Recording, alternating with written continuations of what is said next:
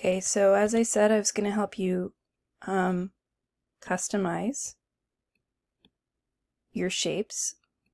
So first thing I want you to notice is there's this shape panel that appears when you drag a shape over from the gallery. And if you click the little triangle here, it'll show or hide in the inspector. Now you'll notice on the different shapes they have different customizations here. You can change the top radius, for instance, on the cone. You can change the base radius, and of course you can change the height, and you can change the number of sides.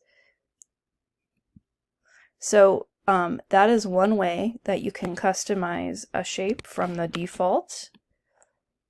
Looks kind of like a volcano. Let's take a look and see what we can do with another one.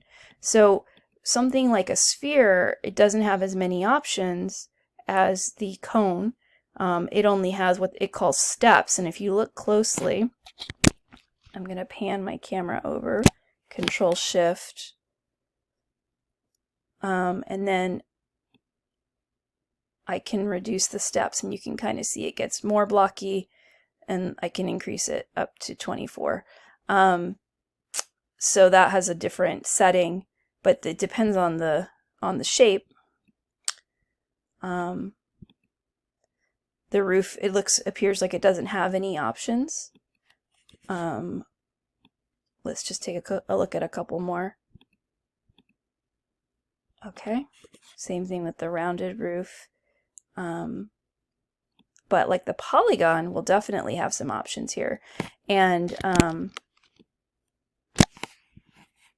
this is like the number of sides. I'm going to look at this from the top so you can see what I'm doing. So I've got 9. I can go down to a triangle. So this one's another customizable one. And then there's also a bevel on this one. So that kind of like, it kind of trims the corner at the top so it's not like a hard edge. It's called a bevel. And you can also change the segments to make the bevel smoother. So you see how it gets more rounded? So again, these are some ways to customize this polygon shape. And I believe the torus is like a donut.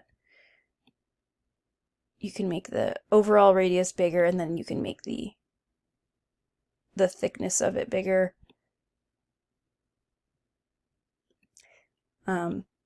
You can increase or decrease the sides. And of course you can play with the steps to get some customized shapes here. So what I want you to do first is I want you to play around with each of the objects. I've shown you a few. See what customizations you can make. And that will be our first exercise.